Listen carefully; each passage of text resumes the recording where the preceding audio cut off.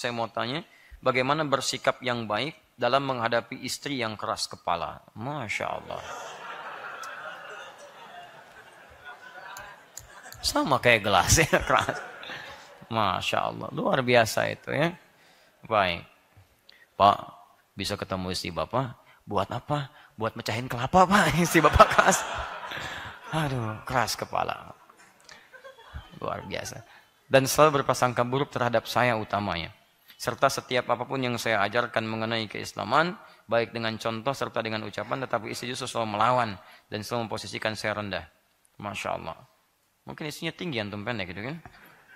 Selalu saja istri saya melawan dengan hal yang bahwa dia lebih tahu, bahkan hal yang jelas benar pun dia selalu melawan dengan keangkuhannya. Walaupun dia tahu apa yang saya sampaikan itu benar. Masya Allah. Sebetulnya, masalah ini bukan hanya dihadapi oleh suami. Istri juga kadang menghadapi suami yang begitu. Ya, dia sama aja sebetulnya. Ada istrinya yang keras, ada suaminya yang keras. Persoalannya, dalam dua posisi ini bagaimana cara menyikapinya.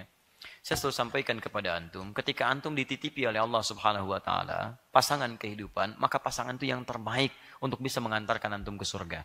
Sepanjang antum bisa melihatnya dengan jernih. Misal, dalilnya Quran surah ke-24 ayat ke-26. Al-khabithatu lil-khabithina wal-khabithuna lil-khabithat wat-tayyibatu lit-tayyibina wat-tayyibuna lit-tayyibat. Orang yang kurang baik bertemu dengan yang kurang baik lagi. Orang yang baik akan bertemu dengan yang baik lagi. Ketika antum bercita-cita mendapatkan pasangan yang mengantarkan ke surga, maka Allah kirimkan pasangan antum yang dengan itu banyak pahala bisa mengantarkan antum ke surga. Antum menghadapi istri yang seperti ini. Nabi Nuh punya masalah dengan istrinya. Nabi Nuh sabar. Antum, istri antum, Masya Allah. Ya, lebih baik daripada istri Nabi Nuh. Istri Nabi Nuh gak mau beriman. Istri antum masih beriman. Istri Nabi Nuh gak mau ikut suaminya. Istri antum, Masya Allah. Ada kebaikan di dalamnya. Seharusnya antum bisa lebih baik dibandingkan dengan nilai-nilai kebaikan yang orang lain belum tentu dapatkan itu. Nah, kenapa saya katakan kadang-kadang bukan cuma istri, kadang suami juga susah. Contoh Asia, siapa suaminya? Firaun, kurang keras apa lagi? Kurang keras apa lagi, Bu? Suami ibu bukan Firaun. Asia Firaun. Firaun gak mau beriman, kerasnya luar biasa. Suami ibu masih beriman. Masa ibu tidak kurang sabar dibandingkan dengan Asia? Katanya pengen surga. Asia saja surganya terjamin. Ayat Quran turun ada. Menghadapi Firaun, Masya Allah masih sabar. Ibu tidak ada ayat Quran turun menjamin ibu. Dan suami ibu bukan Firaun. Kenapa ibu tidak bisa bersabar menghadapi suami ibu? Ketika suami ibu ada masalah, surga sedang didekatkan kepada ibu. Masya Allah. Tiba-tiba ibu tidak ada angin, tidak ada badai. Suami marah-marah. Mama, kenapa begini? Masya Allah. Kenapa mama ketawa? Surga. Masya Allah. Enak kehidupan. Selesai. Dan nanti yang marah capek sendiri, Pak. Capek sendiri, Bu. Capek sendiri. Ujung-ujungnya mikir. Alhamdulillah. Tenang gitu. Jadi pertama, hadapi setiap masalah dengan penuh ketenangan. Kalau tenang itu ada, solusi itu mudah. Kan saya pernah kisahkan, tidak sedikit orang punya masalah. Tabi'in punya masalah, yang lain punya masalah. Kan saya pernah katakan, ada canda-canda orang soleh itu luar biasa. Satu suami biasa-biasa saja, istrinya cantik jelita. Masya Allah, begitu istrinya dandan kelihatan oleh suaminya. Melihat begini terpana. Sayang, kamu kenapa? Kata istrinya. Masya Allah. Kata suaminya, saya sangat bersyukur kepada Allah. Dianugerahi istri yang begitu cantik rupawan. Kata istrinya, kita berdua di surga sayang. Masya Allah. Kata suaminya, kok bisa? Kamu bersyukur mendapat anugerah seperti saya bersabar mendapat anugerah seperti kamu. Alhamdulillah. Bukankah orang sabar dan orang syukur di surga? Orang sabar masuk surga, orang syukur di surga. Suaminya tertawa terbahak. Kamu benar katanya. Tidak marah. Lihat jalan keluarnya. Dia tahu suaminya biasa-biasa. Lebih ideal suami orang lain dibandingkan dengan suaminya. Tapi dia tahu jalan masuk keluarnya. Bagaimana menyenangkan dengan canda yang luar biasa. Masya Allah. Kenapa mama begitu?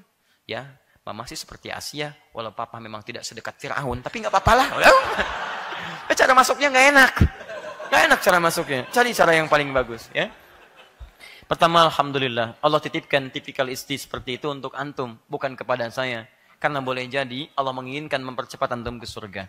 Pertama bersabarlah, karena tidak ada istri yang sempurna. Seperti tidak ada yang suami yang sempurna. Saya sering katakan kepada antum semua, mohon maaf kita ini manusia. Bukan malaikat, tidak juga setan. Malaikat tidak kenal salah. Setan tidak kenal benar.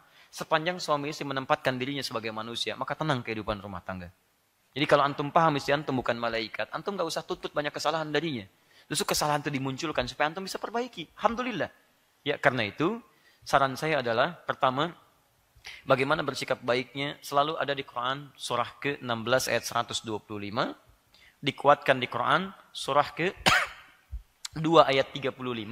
Ditegaskan di Al-Quran, surah ke-4 ayat 19. Alhamdulillah. Quran surah ke-16 ayat 125 ingin menegaskan cara yang terbaik dalam berdakwah. Ud'u ila sabili rabbika bil hikmah. Ajaklah orang yang belum paham dengan jalan Tuhanmu, ajak dengan cara yang bijak. Bijak kata hikmah itu dalam bahasa balaghah muqtadal hal. Muqtadal hal itu artinya menyampaikan bersikap pada seseorang sesuai dengan kadar keadaannya. Antum tidak bisa menyamakan semua orang. Seperti saya berdakwah di berbagai kalangan tidak sama jenis jamaahnya.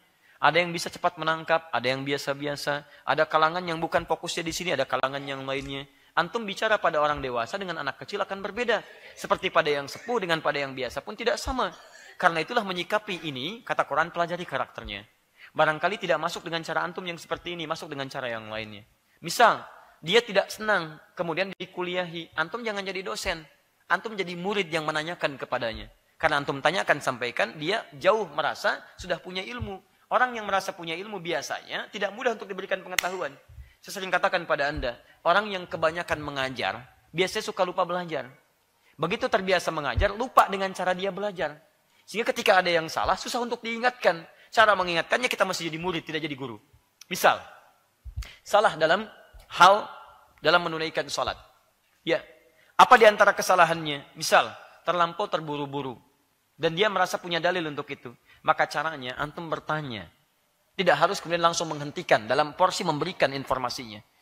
Masya Allah mah, sholatnya tadi luar biasa. Iya dong Pak. Mama kan juga belajar. Masya Allah.